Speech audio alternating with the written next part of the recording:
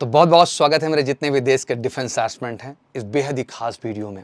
Defence aspirant के preparation phase में कई सारे उतार चढ़ाव आते हैं, कभी सफलता मिलती है तो कभी असफलता मिलती है, पर फाइनली सक्सेस कैंडिडेट को मिलती है उसके सही स्ट्रैटेजी, प्लानिंग और कहीं ना कहीं स्ट्रॉन्ग हार्डवर्क के आधार पे।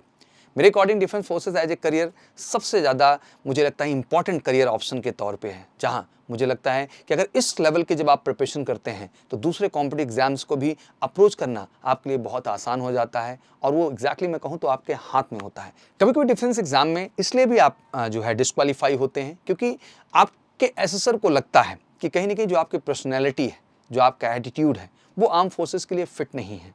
तो इसलिए मैं हमेशा कहता हूं कि आप हमेशा अपने आप को अवेयर रखें, जागरूक रखें। बहुत सारे कैंडिडेट हैं जो ग्रेजुएट लेवल पे भी हैं, 10+2 लेवल पे भी हैं, कई कारणों से, उसके कई कारण हो सकते हैं, मेडिकल रीजंस भी हो सकता है, साइकोलॉजिकल रीजंस भी हो सकता है, फिजिकल रीजंस भी हो सकता है, बट हमेशा जिंदगी में कहते हैं ना प्लान भी अवेलेबल होना चाहिए। तो आपको उन ऑब्वियसली आपका फौज सपना है, फौज ही ज्वाइन करना आपका जो है प्लान है, बट मुझे लगता है कि और भी सारे ऑप्शंस हैं जिनके विषय में आपको बेहतर ढंग से जानना चाहिए।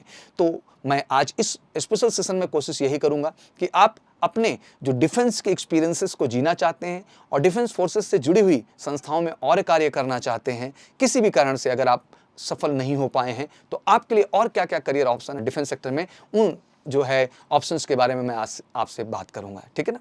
तो आप कह सकते हैं कि इन वीडियो में कुछ बैकअप करियर ऑप्शंस के बारे में बात करने जा रहा हूं, जो कि obviously as a defence aspirant आपको इसकी जानकारी होनी चाहिए। तो चलिए शुरू करते हैं। तो सबसे पहले हम बात करेंगे सीएपीएफ और ICG, central arm police force और इंडियन कोस्ट गार्ड। एक ऐसी अपॉर्चुनिटी 10th से लेकर के ग्रेजुएट तक आपको अपॉर्चुनिटी देती है। सीपीएफ यानी सेंट्रल आर्म पुलिस फोर्स, जो कि आप दूसरी भाषा में इसे पैरामिलिट्री फोर्स के रूप में भी पहचानते हैं।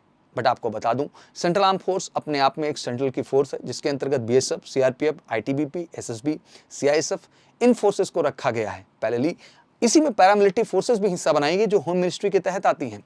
उनका जो रोल है, चाहे एनआईए हो, एसएफ हो, असम राइफल हो, इन सब का बेसिकली रोल होता है कि देश के आंतरिक मसलों में जो भी समस्याएं हैं वो एक सेंट्रल फोर्स की तरह ही एक्ट करते हैं, कार्य करते हैं और देश के अंदर भीतर सुरक्षा को बनाए रखने में हमेशा कारगर होते हैं। इसी तरीके जिस तरह ग्राउंड पे ये फोर्सेस वर्क करती हैं, तो वाटर में भी इनकी फोर्सेस का निर्माण किया गया, जिसको आईसीजी के तौर पे बनाया गया, इंडियन कोस्ट गार्ड, जो कि बेसिकली कोस्टल फोर्सेस हैं, जो कि आर्म फोर्सेस ना होकर के पैरामिलिट्री फोर्सेस का हिस्सा बनती हैं और ये भी देश की आंतरिक सुरक्षा को बनाए का कार्य करती है। आज इनके विषय में मैं बताना चाहता हूं कि इन दो स्पेशल एंट्रीज की जब मैं बात करता हूं तो 10th लेवल पे अक्सर आप सीएपीएफ को एसएससी जीडी की एंट्री के तौर पे सुनते हैं, बीएसएफ, सीआरपीएफ, आईटीबीपी। इसी तरीके आप इंडियन कोस्ट गार्ड में डीबी, डोमेस्टिक ब्रांच सुनते हैं। वहीं 10+2 लेवल पे इन्हीं आप जो है सेंट्रल आर्म पुलिस फोर्सेस को SSB head constable, BSF RM, CISF head constable या मिनिस्ट्रियल कैटेगरी में भी बहुत सारी अपॉर्चुनिटी के तौर पे देखते हैं। वहीं इंडियन कोस्ट गार्ड को आप जीडी के तौर पे देखते हैं, ग्राउंड ड्यूटी के तौर पे 10+2। बट जब बात हम ग्रेजुएशन की करते हैं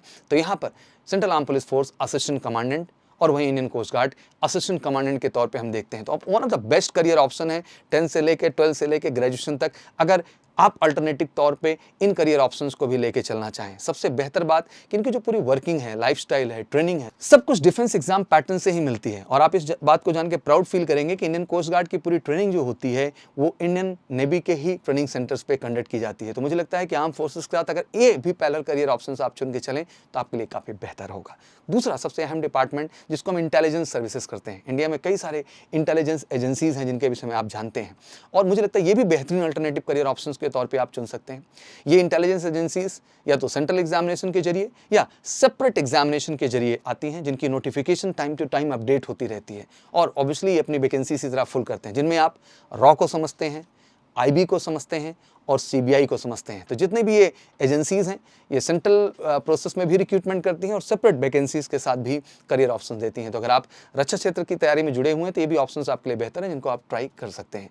अगला सबसे बेहतरीन चीज़ अक्सर आप सुनते होंगे डीआरडीओ और एचएएल के विषय में। मुझे लगता है ये ऑर्गेनाइजेशन भी आज डिफेंस फोर्सेस के लिए ही सबसे ज़्यादा काम कर रही हैं और आइटम्स मैन्युफैक्चर कर रही हैं। आप अपने एजुकेशन क्वालिफिकेशन के अकॉर्डिंग डीआरडीओ, एचएएल, इसी तरह की कोई स्टार्टअप को ज्वाइन कर सकते हैं जो कि बेहतरीन है और ये ऑर्गेनाइजेशन डिफेंस फोर्सेस फोर्सेस के काफ़ी क्लोजली काम करती है, तो आपको वो बेटर एक्सपीरियंस बना रहेगा। चौथा आता है फेलोशिप।